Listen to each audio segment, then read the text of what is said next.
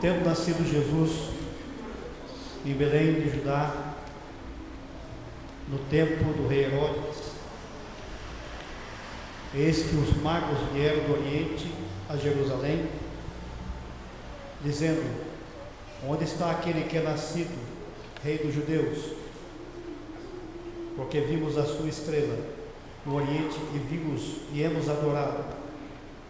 E o rei Herodes, ouvindo isto, perturbou-se, e toda Jerusalém com ele. E congregados todos os príncipes dos sacerdotes e os escribas, e o povo perguntou-lhe onde havia de nascer o Cristo. E eles disseram: em Belém de Judá, porque assim está escrito pelo profeta: e tu, Belém, terra de Judá, de modo nenhum é a menor entre as capitais de Judá, porque de ti sairá o guia que há de aparecer o meu povo de Israel, apacentar o meu povo de Israel. Então Herodes, chamando secretamente os magos, inquiriu exatamente deles acerca do tempo em que as estrelas apareceram.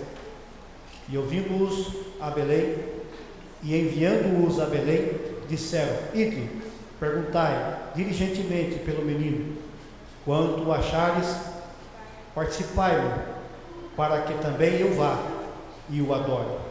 E tendo eles ouvido o rei, partiram, e eis que a estrela que tinha visto no Oriente ia diante deles, até que chegando se deteve sobre o lugar aonde estava o menino. Versículo 18.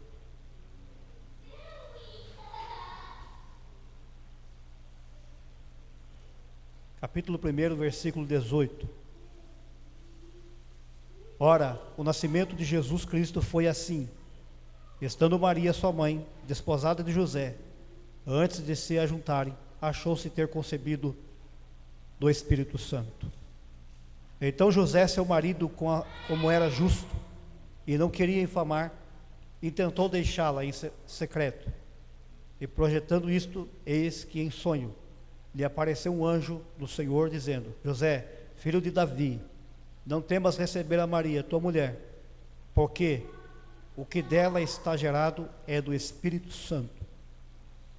E dará à luz a um filho, e chamarás o seu nome Jesus, porque ele salvará o seu povo dos seus pecados. Tudo isto aconteceu para que se cumprisse o que foi dito da parte do Senhor pelo profeta, que diz: eis que a virgem conceberá e dará à luz a um filho, e chamá-lo-ão pelo nome de Emanuel, que traduzido é Deus conosco. Amém, meus irmãos? Tendo já orado, podemos assentar, meus irmãos. Alguns minutos e nós vamos refletir. Eu fiz essa leitura e eu quero destacar aos irmãos como que a gente tem que encarar a Escritura a respeito deste assunto. Já foi mencionado aqui várias vezes, e o Natal, ele foi banalizado durante os séculos, e tem muitas teorias que eu prefiro nem mencionar, e vou me ater somente às Escrituras. Nós estamos diante de uma profecia que Mateus, ele cita, só dentro de 2 capítulos, 5 vezes, pelo menos, a profecia bíblica. Profecias esta dita por Jeremias, vezes por Isaías, mas que tem a sua potência confirmada, envolvendo a vida dessas pessoas cujo nome é mencionado aqui. Quando os céticos começam a falar e Jesus não existiu, logo nós encontramos alguns repórteres bíblicos que fazem busca sobre essa realidade, e é uma investigação forense mesmo, de como identificar se uma pessoa existiu ou não. E a primeira base que eles têm ele tinha nome, endereço, ele tinha uma cidade, um reino um reino, ele tinha um comportamento religioso, ele tinha parentes próximos, parentes distantes, e isso, para o mundo acadêmico, é o que mais formata a ideia da existência de uma pessoa. Ninguém vai negar que existiu Herodes, por exemplo. Ninguém vai negar, porque a história narra. Ninguém vai negar que existiu o templo que Herodes aumentou, porque existiu. Ninguém pode negar a linhagem de João Batista, do sacerdote, seu pai, Zacarias, porque está claro. Então Jesus está cercado de parentes, de conhecidos, de um lugar literal que existe até hoje. Então não é preciso nós discutir sobre a existência de Jesus, porque isso está provado cientificamente, historicamente e literalmente. Não tem como negar.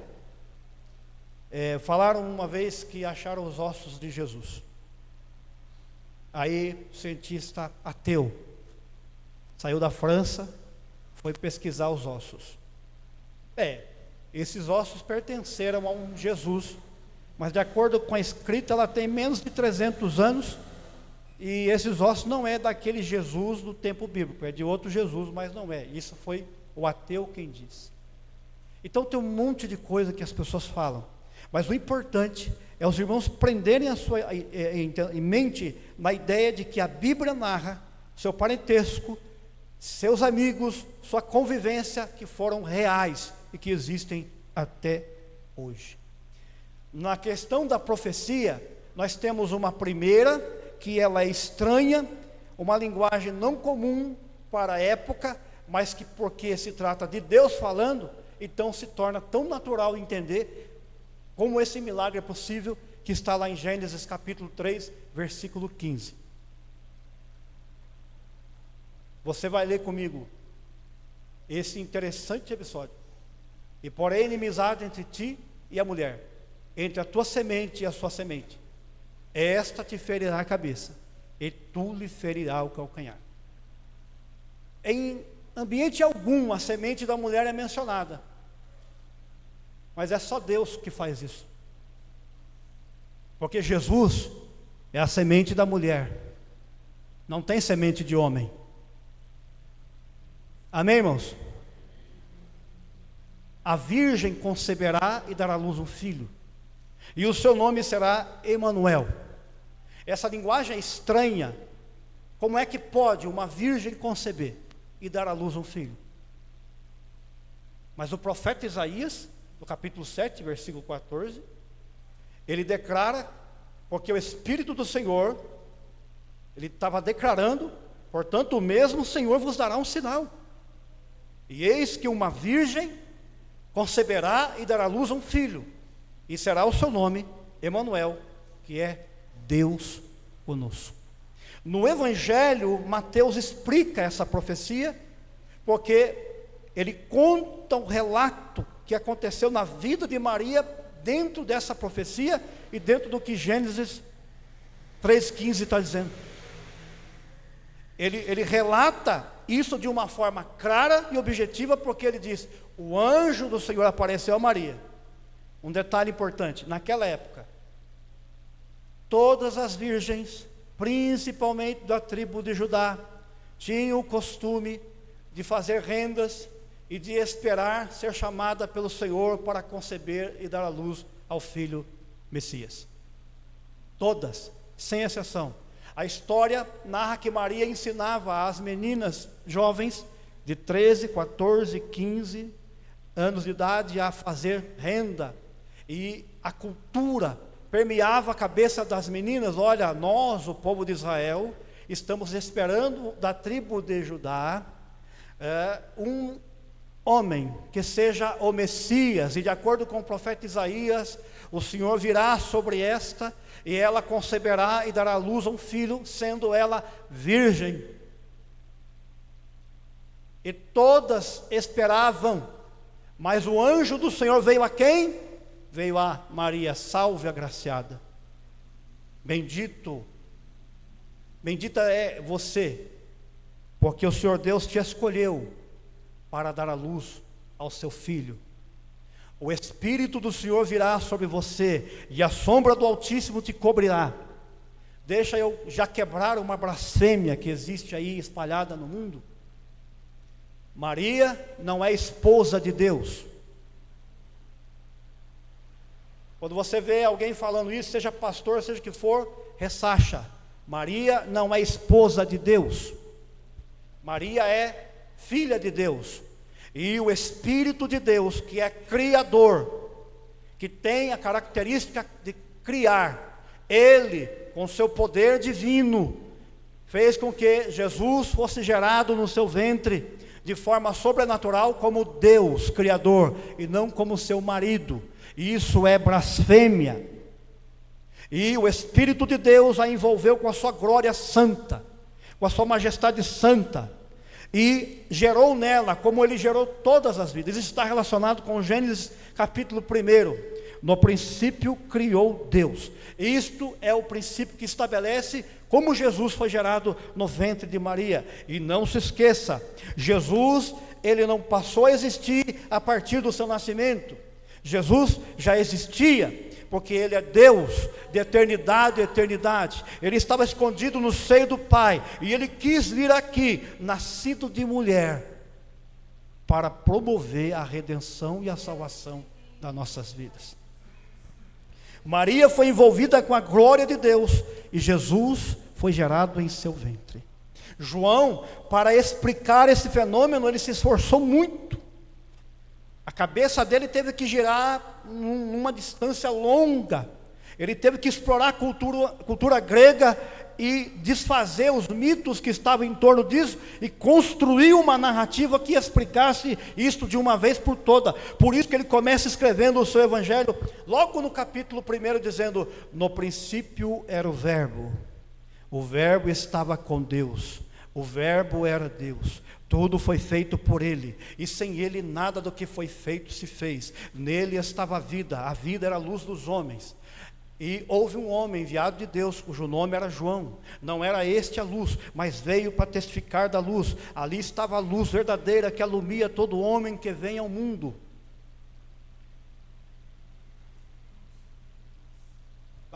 Essa questão aqui quebra todo o argumento de que há privilegiados e não privilegiados. Aqui está a clareza do Evangelho, que ele vem para iluminar todos os homens que nascem. Todo homem que nasce, ele veio para iluminar. O problema é que as pessoas vão escolher as trevas e não a luz. Ali estava a luz verdadeira, e ele continua na sua narração. Estava no mundo, e o mundo foi feito por ele.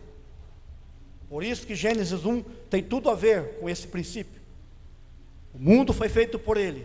Veio para os que eram seus, mas os seus não o receberam. Mas a todos quanto receberam e creram nele, deu-lhes o poder de serem feitos filhos de Deus, aos que creem no seu nome. Os quais não nasceram da carne e do sangue, nem da vontade do homem, mas da vontade de Deus. O Verbo se fez carne e habitou entre nós, e vimos a sua glória, como a glória do unigênito do Pai, cheio de graça e de verdade. O fenômeno é tão profundo e tão invasivo, que no Oriente Médio, viajando quase um ano, não só 3, mas dezenas de magos e sábios estudiosos acompanharam a estrela que dizia-se ser Davi, e chegaram até onde o menino estava. Não sou eu que estou dizendo, é a Bíblia que diz. Eles acompanharam essa estrela, foram procurar no palácio, mas no palácio eles não estavam. A estrela levou eles para dentro de um curral. Coloca para mim, por favor, irmão, Salmo 68, verso 18. Eu tenho 2 profecias, já vou entregar para o pastor. Coloca no verso 13, por favor. Ainda que vos deiteis em redis, saireis com asas como de uma pomba, coberta de prata, e as suas penas de ouro amarelo. O que é um redil? Quem sabe o que é redil aqui? Eu vim da roça. O redil é um curral. Tem muita gente que acha que é noite de paz para nós cantar.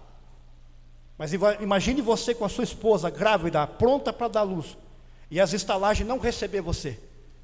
Você bater de porta em porta e ninguém te receber. E de repente alguém diz: olha, eu não tenho como receber você aqui dentro, não cabe. Porque a questão era dinheiro, ganhar. Que lucro teria uma mulher grávida dando a luz dentro de uma estalagem? Então eles disseram: ó, tem um curral ali, se ajeite ali. José arrumou o lugar, limpou, colocou panos no coxo, aonde os animais comiam. Arrumou, a criança nasceu, e ele colocou ela dentro de uma manjedoura. Jesus nasceu no meio das vacas, no meio dos bois. O Rei do Universo, cuja glória eterna não se pode esconder, se sujeitou a nascer dentro de um curral, numa manjedoura. Mas o profeta já tinha visto. Ainda que vos deiteis em redis, saireis com asas como de uma pomba, porque é o Espírito Santo. Quando se fala de prata, a redenção, e quando se fala de ouro, é a glória que acompanharia o ministério do Cristo. Continuemos a leitura. Quando o onipotente ali espalhou os reis, foi como quando caiu a neve em Zismon. Isso aqui está falando que quando Jesus nasceu, a glória de todos os reis da terra se apagou. O seu nascimento não foi anunciado por um grupinho, um coralzinho cantando, foi milhares e milhares de anjos cantando nos céus. Hoje, na cidade de Davi, em Belém de Judá, vos nasceu o menino que é Cristo o Senhor. Ele salvará o seu povo do pecado.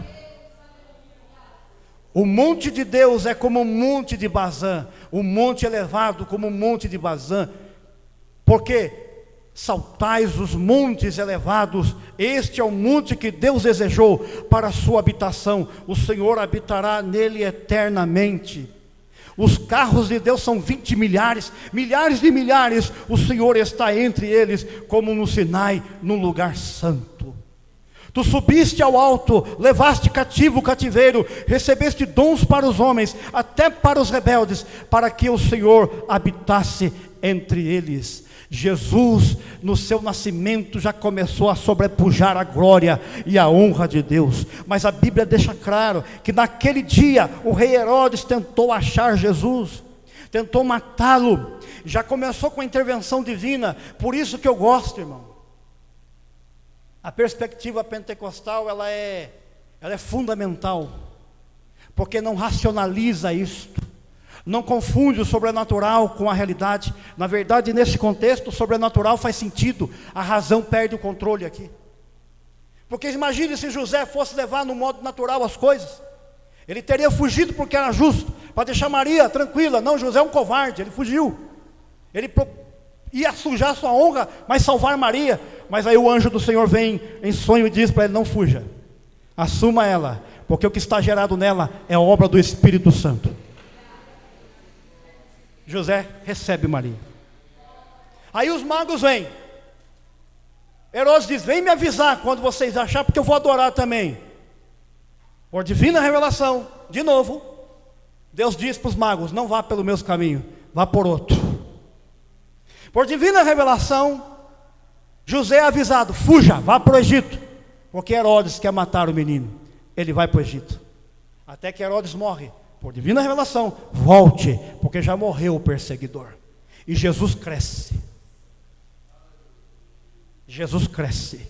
Sua menção à sua tenra idade já demonstra a sua sabedoria e o seu poder. Ele começa a provocar uns efeitos estranhos, porque essa família vai, ele fica, e de repente ele dá testemunho de que conhece a palavra de Deus como o Messias.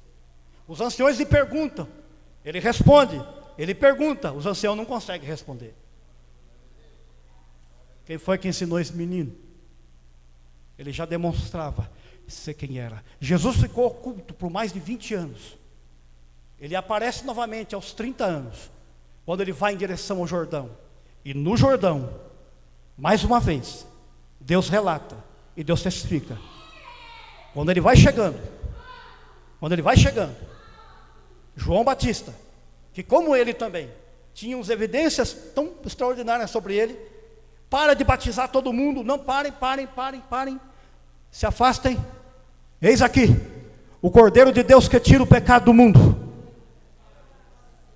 Jesus veio em direção a ele, ele disse: mestre, que eu seja batizado pelo Senhor, não, cumpra a justiça de Deus agora, convém que eu seja batizado. E quando ele desceu nas águas, o Senhor veio até aquele lugar, descendo numa forma corpórea de uma pomba, e uma voz poderosa surgiu, e dizendo: este é meu Filho amado, em quem eu tenho todo o meu contentamento.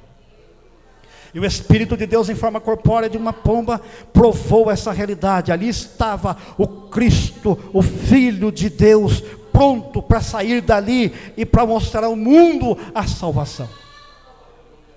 Concluindo, nesse mesmo dia, o Espírito Santo tomou Jesus e o levou para o deserto, para ser tentado pelo diabo.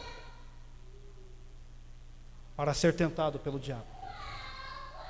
Foi o Espírito Santo que conduziu ele ao deserto para ser tentado pelo diabo. Ele foi tentado no corpo, na alma e no espírito. No corpo, porque não comia há dias. Se tu és o Filho de Deus, torna essas pedras em pão e coma. Ele diz: nem só de pão viverá o homem, mas de toda a palavra que sai da boca de Deus. Ele foi tentado na alma: se tu prostrado me adorares, eu te darei todas as riquezas do mundo. Ele diz: somente ao Senhor teu Deus adorarás, e a Ele servirás de todo o teu coração e com toda a tua força. Colocou ele no pináculo do templo: salta daqui, porque dará ordem aos seus anjos para que não te machuque. Ele disse: não tentarás o Senhor teu Deus. Ele tinha poder para isso, mas ele não quis. E dali Jesus sai, vitorioso, já derrubando Satanás. Volta, ele chega na sinagoga, no primeiro sábado, depois do seu jejum. Tinha 3 cadeiras, uma central, que ninguém sentava, 2 laterais, sacerdote, sumo sacerdote. Ninguém sentava naquela cadeira. Jesus estava lá no fundo. E ele saiu lá do fundo. Foi chamado para ler o livro do profeta Isaías.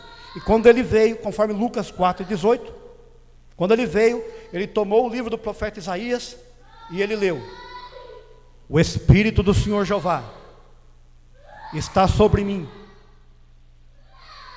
pois que me ungiu para evangelizar os pobres, enviou-me a curar os quebrantados de coração, a pregoar a liberdade aos cativos, a divertir aos cegos, dar vista aos cegos, e a pôr em liberdade os oprimidos, e anunciar o ano aceitável do Senhor. E encerrando o livro e tornando a dar ao ministro, assentou-se, e os olhos de todos estavam fitos nele, e ele assentou-se naquela cadeira. Ali criou um campo de confusão. Um grupo queria apedrejá-lo e outro grupo não queria apedrejá-lo. A partir daí, Jesus começou a curar cegos, começou a libertar os cativos, começou a expulsar demônios, começou a ressuscitar os mortos, começou a libertar os escravos do diabo, começou a fazer a obra e provou quem ele era. E ele levou cativo o cativeiro. Nós comemoramos Jesus do nascimento até que ele venha. É a única pessoa que recebemos um mandamento dizendo: anunciais a sua morte até que ele venha. Isso é um contraponto. Como é que se anuncia a morte de alguém? Anunciais a sua morte até que ele venha. Anunciar a morte até que venha. Mas quem morreu não vem. Só que tem um detalhe: ele ressuscitou e ele voltará. Amém, meus queridos? Que Deus abençoe.